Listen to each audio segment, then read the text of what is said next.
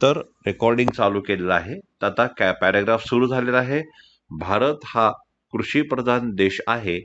तर या वाक्यामध्ये एक आपल्याला कळतंय की या सेंटेन्समध्ये कुठेही ॲक्शन नाहीये, म्हणजे कुठेही कृती दिसत नाहीये, कुठेही क्रियापद दिसत नाहीये. भारतने वाक्य सुरू झालेलं आहे. भारत म्हणजे त्या वाक्यातला कर्ता आहे, ज्याला सब्जेक्ट म्हणतो. आणि भारत नंतर हा कृषीप्रधान म्हणजे हे विशेषण आहे आणि देश म्हणजे ऑब्जेक्ट. असं ते वाक्य जे आहे ते वाक्य आहे ना ॲक्शनचं आहे ना पोझिशनचं आहे. हे वाक्य आहे इन्फॉर्मेशनचं. म्हणजे तुम्हाला भारताबद्दलची माहिती या ठिकाणी मिळत आहे, ज्याला आपण म्हणतो इन्फॉर्मेशन. आता या सेंटेन्सचा फॉर्म्युला काय असणार आहे? तर वाक्य सुरू होतं सब्जेक्टने म्हणजे कर्त्याने, त्यानंतर कर्त्याप्रमाणे एम इज आर यापैकी एक काहीतरी यायला पाहिजे. म्हणजे कर्ता जर एकवचनी असेल किंवा अनेकवचनी असेल तर त्यानुसार एम किंवा इज किंवा आरचा वापर होऊन पुढे ऑब्जेक्ट, मग ते विशेषण असेल किंवा नाम असेल. तर हे वाक्य असं होईल. भारत म्हणजे इंडिया इज. आता इजचा वापर झालाय कारण भारत एकवचनी आहे, म्हणजे एम इज आर मधला इजचा वापर या ठिकाणी होतो. व इंडिया इज कृषीप्रधान म्हणजे ॲग्रिकल्चरल हे विशेषण आहे. आणि विशेषणचं स्पेलिंग म्हणजे ॲडजेक्टिव्हचं स्पेलिंग ॲग्रिकल्चर म्हणजे एने सुरू झालेलं आहे. आता ए जो आहे तो स्वरांमधला आहे, म्हणजे वॉवेल्समधला आहे. याच्याबद्दल आपण नंतर बोलणार आहोत आर्टिकल्सबद्दल. आता फक्त माहिती देतो. तर इथे ॲन ॲग्रिकल्चर म्हणजे ॲनचा वापर होणार आहे. ते का ते पुढे जाऊ आपण बघूया. मग हे सेंटेन्स होईल India is an agricultural country. देश म्हणजे कंट्री. असा हा पहिलं सेंटेन्स असं झालेलं आहे, जे इन्फॉर्मेशन कॉलम मधलं आहे. म्हणजे तीनपैकी कोणतरी एक इथे आपल्याला दिसणार आहे. एक तर सेंटेन्स ऍक्शन मधला असेल किंवा पोझिशन मधला असेल किंवा इन्फॉर्मेशन मधला असेल.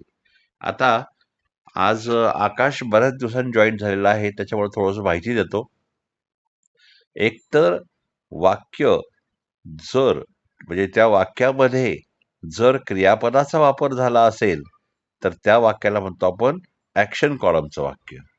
म्हणजे मराठी वाक्य जेव्हा जिथे संपतं, जिथे फुलस्टॉप असतो, तिथे अलीकडे त, ता, ती, तो, ते पैकी काहीतरी क्रियापद वापरलेलं असतं, त्याला म्हणतात ऍक्शन. दुसरं, जर समजा वाक्यामध्ये सुरुवात अशी असेल मराठी वाक्याच्या, माझ्याकडे, तुझ्याकडे, त्यांच्याकडे, आमच्याकडे काहीतरी असणे, काहीतरी असणे, हे असणे म्हणजे पोझिशन.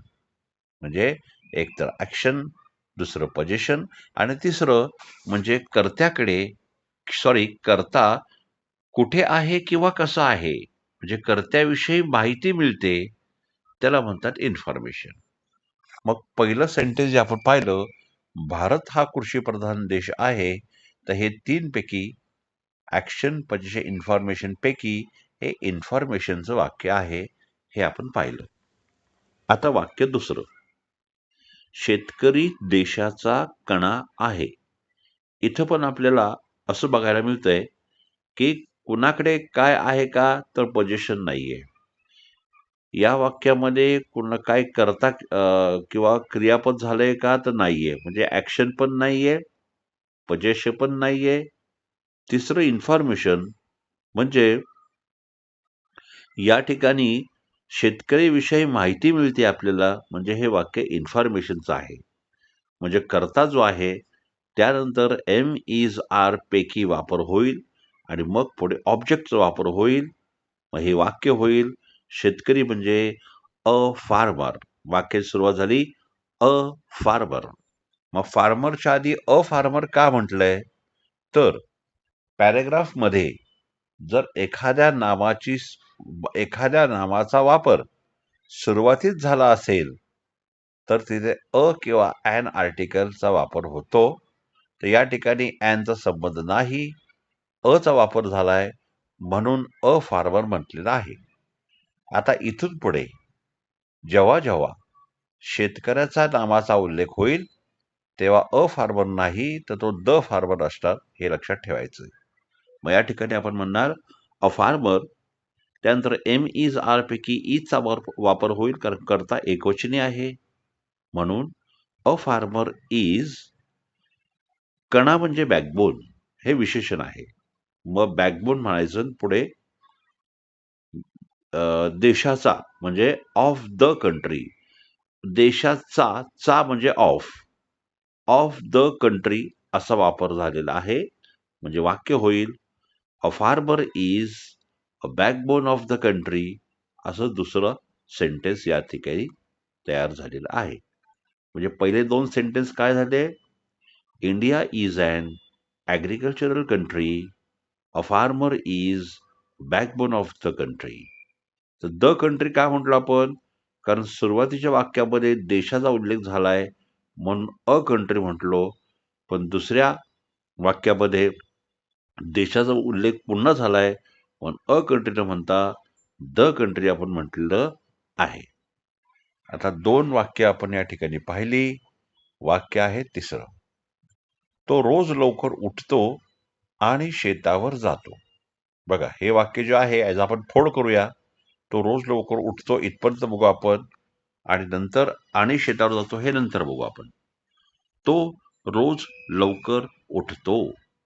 आता हे वाक्य जे आहे, जिथे उठतो म्हणजे त, ता, ती, ते, तो पैकी वापर झालेला आहे, म्हणजे क्रियापदाचा वापर झालेला आहे. म्हणून हे वाक्य जे आहे ते ऍक्शनवालं आहे. म्हणजे कर्ता कुणी असेल, आय, वी, यू, दे, ही, शी कुणी असेल, कर्त्यानंतर लगेच क्रियापदाच्या पहिल्या रूपाचा वापर होतो म्हणून त्याला ऍक्शनचं वाक्य म्हणतात.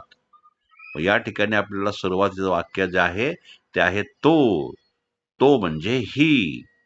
आता या ठिकाणी ही, शी, इट, सिंग्युलर नाउन यापैकी करता असेल तर पुढे लगेच क्रियापदाच्या पहिल्या रूपाचा वापर होऊन एस किंवा एस प्रत्यय लागतो असा नियम आहे. मग तो म्हणजे ही आणि लगेच क्रियापद म्हणजे उठतो म्हणजे वेकअप, हे क्रियापद वापरलंय. पण करता एकवचनी असल्यामुळे वेकला एस लावलेला आहे म्हणजे वेक्सअप म्हणायचं. मग हे वाक्य होणार ही वेक्सअप, लवकर म्हणून अर्ली, आणि रोज म्हणजे एव्हरी डे. वाक्य होणार he wakes up early morning every day. मग इथं मॉर्निंग नाही म्हणलंय, नुसतं एव्हरी डे म्हणलंय. मग म्हणणार ही वेक्सअप अर्ली एव्हरी डे, आणि पुढे म्हटलंय आणि म्हणजे अँड शेतावर जातो. आता इथे करता घेतलेला नाहीये, ही वगैरे कोणी घेतलेलं नाहीये, म्हणून डायरेक्ट क्रियापदाचे वाक्य सुरू होणार जातो. जातो म्हणजे गो. पण पुन्हा करता एकवचनी आहे तो म्हणून, तर मग गोच्या ऐवजी एस प्रत्यय लागणार. वाक्य होणार गोज. आणि शेतावर म्हणून टू द फार्म किंवा ऑन द फार्म. म्हणजे पूर्ण वाक्य होणार तो रोज लवकर उठतो आणि शेतावर जातो. तुम्ही म्हणणार he wakes up early every day and goes to the farm. गोला यस लागला कारण वेकला पण एस लागला आणि गोला पण यस लागला कारण करता एकवचनी आहे ही. म्हणजे 3 वाक्य आपण बघितली. 3 वाक्यामध्ये वाक्य झालं India is an agricultural country, a farmer is the backbone of the country, he wakes up early every day and goes to the farm. अशा प्रकारे 3 वाक्य आपण पाहिली. आता आपण पाहतोय 4थं वाक्य. तिथे तो बैलांसोबत काम करतो. बघा, वाक्य जे आहे सुरुवात झालं तिथे तो आणि वाक्याच्या शेवटी करतो. म्हणजे वाक्याच्या शेवटी करतो, तो, ता, ती, ते, तो म्हणजे क्रियापदाचा वापर झालाय. म्हणजे 100% हे ऍक्शनवालं वाक्य आहे. म्हणजे कर्त्याने सुरू होईल आणि लगेच क्रियापद येईल. मग कसं होणार? तिथे म्हणजे देअर, THERE, देअरने वाक्य होणार तिथे म्हणून सुरुवात, मग देअर, परत तो म्हणजे ही. देअर ही की लगेच क्रियापद. काम करतो, काम करणे म्हणजे वर्क. पण करता एकवचनी असल्यामुळे पुन्हा इथे वर्कला एस प्रत्यय लागणार, म्हणजे वर्क्स होणार. मग इथे होणार देअर ही वर्क्स, सोबत म्हणून विथ. बैलांसोबत म्हणजे विथ द बुलक्स. बुलक्स म्हणजे बैल, अनेक वचन. बुलकला एस लावला तर अनेक वचन झालं. BULLOCKS म्हणजे बुलक्स. मग आता पूर्ण सेंटेन्स काय झालं? There he works with his bullocks. His म्हणजे त्याचे. हिज, HIS, हिज म्हणून त्याचे. तिचे असते तर हर आलं असतं. त्याचे पुल्लिंग आहे म्हणून हिजचा वापर झालेला आहे. आता इथपर्यंत आपण कसं केलंय? India is an agricultural country. A farmer is a backbone of the country. He wakes up early and goes to the farm.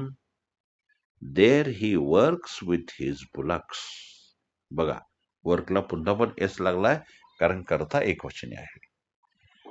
आता तुम्ही सर्वजण जे ऐकताय, मी मध्ये आधी तुम्हाला विचारेन, काय तुमचा कोणता प्रश्न असेल तर, नाही तुम्हाला नंतर ते विसरायला होईल. तर आता मी थोडंसं थांबवतो आणि प्रश्न विचारतो. 1 मिनिट. हा, ओके. आता आकाश किंवा तन्वी किंवा कोणी, तुम्हाला काही प्रश्न आहे का आतापर्यंत जे मी आता सांगितलं 4 ओळीमध्ये? काय असेल शंका तर विचारा बरं.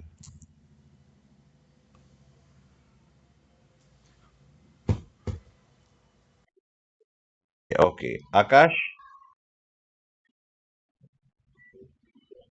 नाही ना? ओके, ठीक आहे. आता मी पुढे कंटिन्यू करतो बरं का. पुढे म्हटलंय, त्याच्याकडे 2 बैल आहेत. आता काय म्हटले बघा, बदलला आता. त्याच्याकडे म्हणले, त्याच्याकडे म्हणजे 90% याचा अर्थ होतो पोझिशनवाला वाक्य आहे. कुठेतरी 10% अपवाद दिसेल नंतर पुढे गेल्यावर. पण इथं म्हणले त्याच्याकडे, माझ्याकडे, तुझ्याकडे, आमच्याकडे असा संदर्भ दिसला सुरुवातीच्या वाक्याला, की ते वाक्य पोझिशन वालं आहे. मग इथं काय म्हटलं बघा, त्याच्याकडे 2 बैल आहेत. मग त्याच्याकडे म्हणजे ही, करता एकवचन आहे ना. त्याच्याकडे म्हणजे ही, आणि पुढे हॅज किंवा हॅवचा वापर होणार, आपण त्या टेबलमध्ये पाहिल्याप्रमाणे. आता मी आकाशला वगैरे टेबल पाठवतो, म्हणजे मग ते घरी आखून घेतील. आता फॉर्म्युला काय बघा, करता, पोझिशनच्या वाक्यामध्ये करता अधिक हॅव किंवा हॅज अधिक कर्म, असा तो फॉर्म्युला आहे. मग हॅव किंवा हॅज कधी वापरायचा?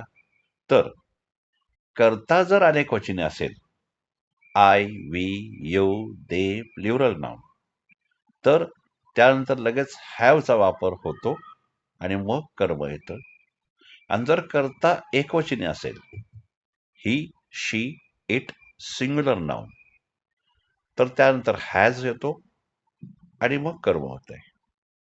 आता इथं काय म्हणलंय, त्याच्याकडे म्हणजे ही आलाय, म्हणजे 100% पुढे हॅज होणार. He has 2 bullocks. 2 म्हणजे 2. वाक्य झालं पोझिशनवालं. He has 2 bullocks. मग ही नंतर हॅज यायला पाहिजे, कारण करता एकवचनी आहे. म्हणजे आता पुन्हा आपण परत पहिल्यापासून येऊया. India is an agriculture country. A farmer is the backbone of the country. He wakes up early every day and goes to the farm. There he works with his bullocks. He has 2 bullocks. इथपर्यंत आपण बघितलं. आता पुढे, एकाचे नाव हैबत आहे आणि दुसऱ्याचे नाव गैबत आहे. आता बैलांची 2 नावं या ठिकाणी सांगितलेली आहेत. आता इथं माहिती मिळते आपल्याला. एकाचं नाव हैबत आहे म्हणजे एकाची माहिती मिळाली, आणि दुसऱ्याचे नाव गैबत आहे म्हणजे दुसऱ्याची माहिती मिळाली. म्हणजे हे दोन्ही वाक्य इन्फॉर्मेशन वाली आहेत. डोळे झाकून म्हणजे ऍक्शन आणि पोझिशनचा इथे काहीच संबंध नाहीये. मग एकाचे म्हणजे वन म्हणू आपण. One is Haibat and another is Gaibat असं म्हटलं तरी चालेल. म्हणजे सुरुवात वन म्हणायची म्हणजे एकाचे म्हणजे one. One is Haibat and दुसऱ्याचे म्हणजे अनादर अँड अनादर इज गैबत. हे पण म्हणाल म्हणजे वनच्या नंतर इज वापरलाय कारण करता ही एमिझार पैकी आहे आणि अनादर नंतर पण एमिझार पैकी इज आलाय आणि मग पुढे नाव घेतलेलं म्हणजे कर्म. म्हणजे one is Haibat and another is Gaibat असं पण म्हणलं तरी चालेल. किंवा दुसऱ्या पद्धतीने one one's name is Haibat and another's name is Gaibat. पण हे थोडंसं तुम्हाला कन्फ्यूज होईल म्हणून डायरेक्ट मी वन आणि अनादर असं म्हणा. वन म्हणजे एकाचे आणि अनादर म्हणजे दुसऱ्याचे. तुम्ही म्हणले one is Haibat and another is Gaibat असं म्हणलं तरी चालतंय. पुढे काय म्हटलंय? त्याची बायको त्याच्यासाठी नाश्ता घेऊन येते. वाक्य सुरू झालंय कर्त्याने. त्याची बायको हा कर्ता आहे. त्याची म्हणजे हिज आणि बायको म्हणजे वाईफ. एकवचनी कर्ता असल्यामुळे हे वाक्य आहे ऍक्शनवालं. कारण हे वाक्य जेव्हा संपतं येते, घेऊन येते, त ता ती तो ते म्हणजे ऍक्शनवालं आहे. म्हणजे करता की लगेच क्रियापद दिसणार. म्हणजेच हिज वाईफ हा करता आहे आणि लगेच घेऊन येत हे क्रियापद आहे म्हणजे ब्रिंग. क्रियापद काय घेऊन? हा येस बोल. हा बोल ना आकाश.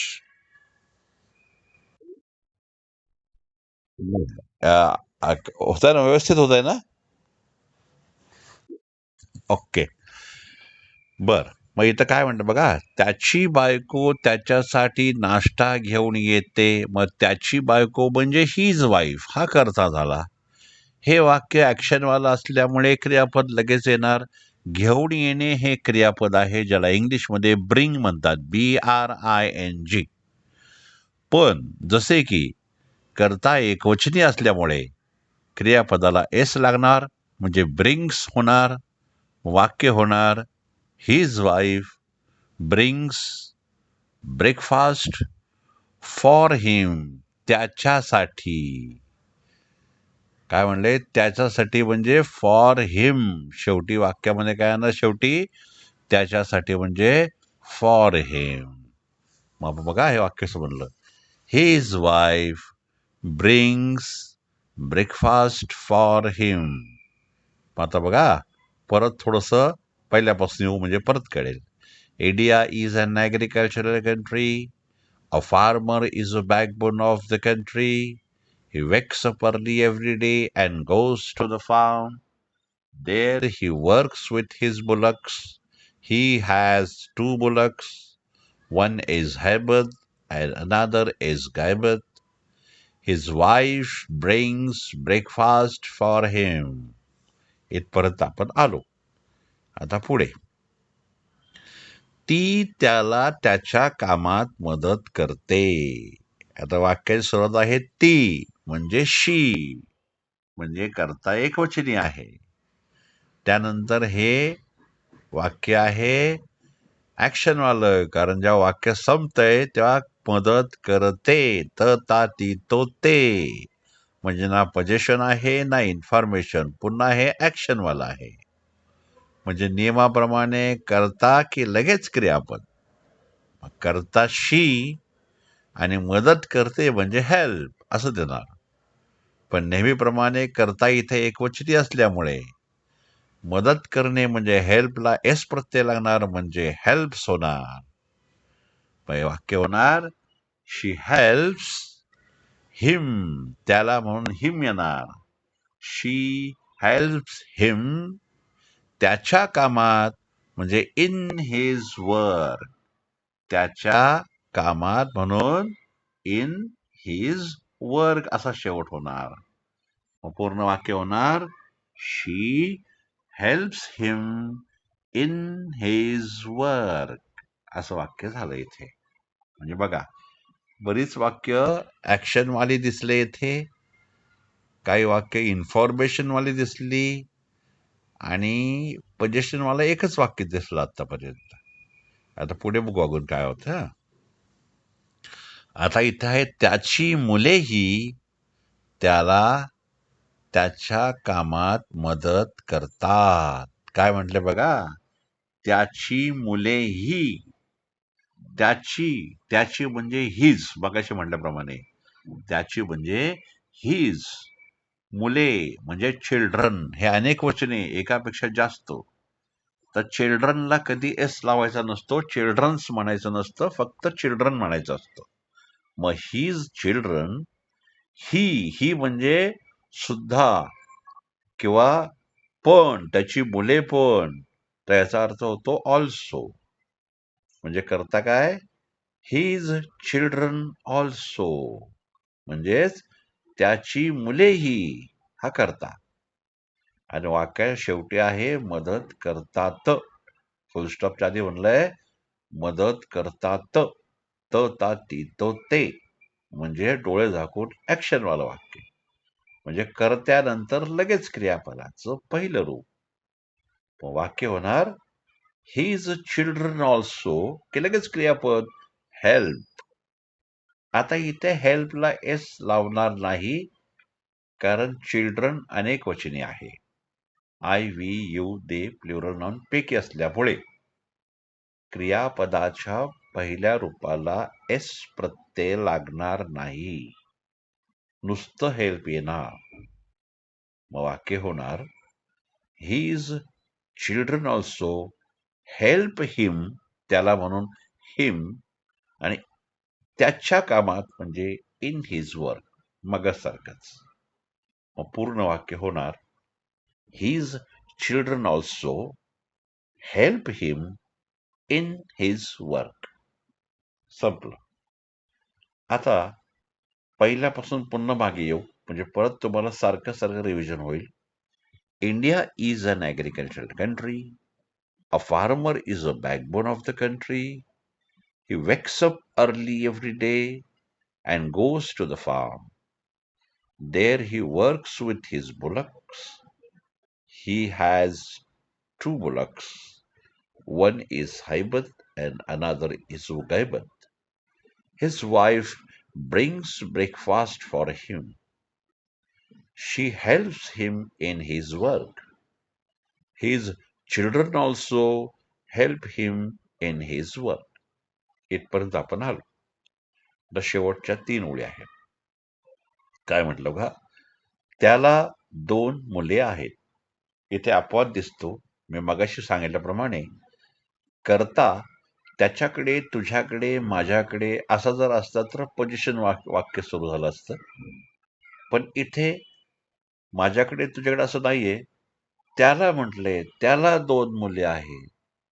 मग त्याला म्हणजे त्याच्या पोझिशनमध्ये 2 मुले किंवा काहीतरी आहेत ना. मग या ठिकाणी तुझ्याकडे, माझ्याकडे असा उल्लेख दिसणार नाही. तो 10% असतो, पण असतो पोझिशनवाला. तर इथं पण तुम्हाला कर्त्यानंतर हॅव किंवा हॅजचा वापर दिसणार आहे, कारण वाक्य पोझिशनवाला वाक्य आहे. मग काय म्हटलंय, त्याला 2 मुले आहेत. मग ही, की त्यानंतर लगेच हॅव आणि हॅज पैकी हॅज येणार, कारण कर्ता एकवचनी आहे.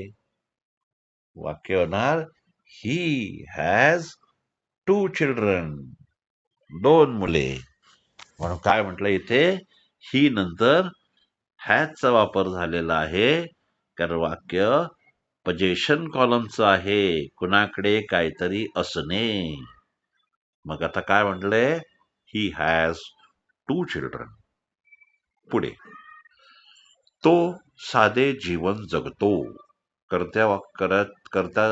वाक्यात सुरुवात आहे तो म्हणजे ही, आणि वाक्य संपतं तिथे जगतो. ता ती तो ते म्हणजे ऍक्शन, म्हणजेच कर्त्यानंतर लगेच क्रियापद.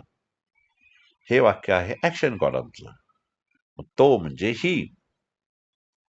ही नंतर लगेच क्रियापद जगणे म्हणजे लिव्ह. पण कर्ता एकवचनी असल्यामुळे लिव्हला एस प्रत्यय लागणार.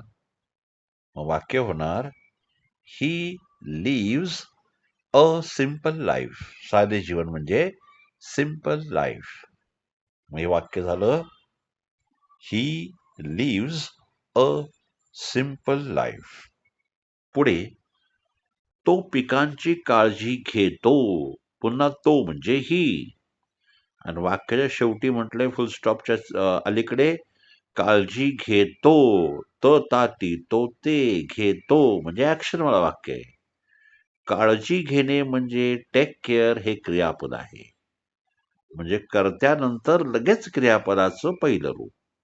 म्हणजे ही टेक केअर. पण इथे पण कर्ता एकवचनी आहे. ही शी इट सिंग्युलर नाउन पैकी. म्हणून क्रियापदाच्या पहिल्या रूपाला एस प्रत्यय लागणार. वाक्य होणार he takes care of the crops. पिकं म्हणजे क्रॉप. मग इथे द म्हणण्याची गरज नाहीये. इथं म्हणणार ही टेक्स केअर ऑफ क्रॉप्स. अनेक वचने, पण इथे आर्टिकलचा वापर होणार नाही. एन वगैरे येणार नाही, कारण करता आर्टिकलचा अनेक वचने. याबद्दल आपण नंतर खुलासा करूया आर्टिकल या भागामध्ये. मग इथं होणार he takes care of crops एवढंच होणार. क्रॉपला एस लागणार कारण अनेक वचन पिकांची या अर्थाने. पुढचं वाक्य ती तयार झाल्यावर तो ती कापतो आणि विकतो. आता बघा वाक्याची सुरुवात ती म्हटले ती. आता ते ती म्हणजे शी होत नाही. एक स्त्रीलिंगी करता नाहीये इथे. इथे ती म्हणजे निर्जीव वस्तू आहे. ती कुठे सजीव दिसत नाहीये. म्हणून याला इट म्हणले इट. आता इथे निर्जीव सजीवचा प्रश्न नाहीये. इथे इट असल्यामुळे ही शी इटचा वापर केलेला नाहीये. पण वाक्याची सुरुवात इटने झालेलं आहे. I T it. आता करता इट आहे आणि वाक्याच्या शेवटी कापतो. ती तयार झाल्यावर तो ती कापतो. तो ता ती तो ते म्हणजे ऍक्शन आहे. कापणे म्हणजे कट. क्रियापद कट आहे. आता करता तर एक वचनी आहे इट. ही शी इट बदला. म्हणजे इट नंतर लगेच क्रियापदाच्या पहिल्या रूपाला एस प्रत्यय लागणार. मास होणार तो ती तयार झालं तो ती तयार झाल्यावर तो ती कापतो. तो म्हणजे बरोबर ही ने सुरुवात होणार. ही म्हणजे इथे आहे पुल्लिंगी. म्हणजे पुल्लिंगी करता असल्यामुळे इथे ही ने सुरुवात झाली. पण ती म्हणजे इट पण येणार या वाक्यामध्ये. वाचवणार ही कट्स इट. कटला एस लागला कारण करता एक वचने. He cuts it and sells it. आणि म्हणजे अँड आणि विकतो. काय म्हणले कापतो आणि विकतो. दोन क्रियापद आहेत ना. कापणे म्हणजे कट आणि विकणे म्हणजे सेल. दोन क्रियापद वाक्यात आली आहे. पण वाक्याची सुरुवात एकवचनी म्हणजे तो. वाक्य झालं ही लगेच क्रियापद कट पण त्याला एस लागणार. He cuts it and sells it. दोन्ही ठिकाणी एस प्रत्यय कटला पण आणि सेलला पण, कारण क्रियापदाची पहिली रूप आहे. ओके. मग काय म्हटलंय ती तयार झाल्यावर तो ती कापतो आणि विकतो. मग असं पण ऍडिशन करू सुरुवातीला आपण व्हेन इट गेट्स रेडी असं म्हटलं तरी पण चालेल. बघा थोडस कन्फ्युज झालं तरी पण चालेल. शेवटच्या वाक्यात फक्त थोडं तुम्हाला गडबड होईल. असं म्हणायचंय व्हेन इट गेट्स रेडी. गेटला एस लागला कारण इथे पण क्रियापद आहे. व्हेन म्हणजे जेव्हा. वाक्य झालं when it gets ready he cuts it and sells it. पुन्हा बघा सुरुवात कशी केली आपण. व्हेन म्हणजे जेव्हा घेतल्या वाक्य आपण. व्हेन इट गेट्स रेडी किंवा व्हेन क्रॉप्स गेट रेडी, दोन्हीपैकी एक काही घ्या. इट घेतला तरी पण चालेल. When it gets ready he cuts it and sells it. एवढंच मला बघायला दिसेल. आणि मग शेवटी म्हटलंय, आम्हाला त्याचा अभिमान आहे. आम्हाला म्हणजे वी, करता आहे वी अनेक वचनी. आणि हे वाक्य आहे इन्फॉर्मेशन कॉलमचं. इथं ऍक्शन पोझिशन नाही होणार. वी आर, वी नंतर लगेच आरचा वापर झाला अनेक वचनी असल्यामुळे. वी आर, अभिमान आहे. वी आर प्राऊड ऑफ हिम, त्याचा म्हणून ऑफ हिम. वाक्य झालं, वी आर प्राऊड ऑफ हिम, म्हणजे आम्हाला त्याचा अभिमान आहे, इन्फॉर्मेशन आहे. मग आता या अख्ख्या पॅरेग्राफमध्ये शेवटून दुसरं वाक्य थोडंसं कन्फ्यूज करतंय तुम्हाला. ते म्हणजे when it gets ready he cuts it and sells it. एवढंच तुम्हाला त्रासदायक आहे. बाकी सर्व एकदम छान तुम्हाला कळलेलं आहे. आता पहिल्यापासून मी पॅराग्राफ वाचून दाखवतो. India is an agricultural country. A farmer is the backbone of the country. He wakes up early every day and goes to the farm. There he works with his bullocks. He has two bullocks. One is Gabber and another is one is Haibad and another is Gabber. His wife brings breakfast for him. She helps him in his work. He, his children also help him in his work. He has two children. He lives simple life. He takes care of his crops. When it gets ready, he cuts it and sells it. We are proud of him. अशा पद्धतीने हा paragraph तुम्ही ज्यांनी पाहिलाय तो आता छानपैकी तुम्ही ट्रान्सलेट करायचा आहे. कोणाला विचारायचं नाही, कुठं कॉपी करायचं नाही.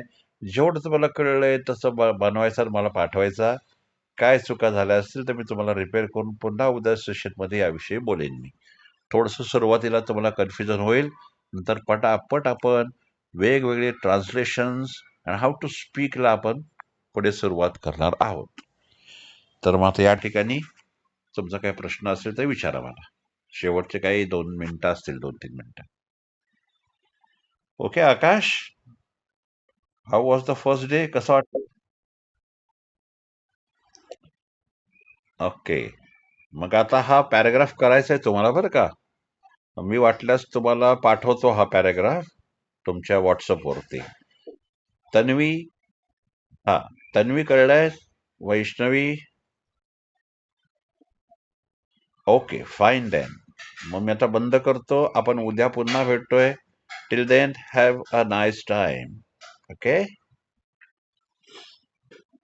Okay, bye bye.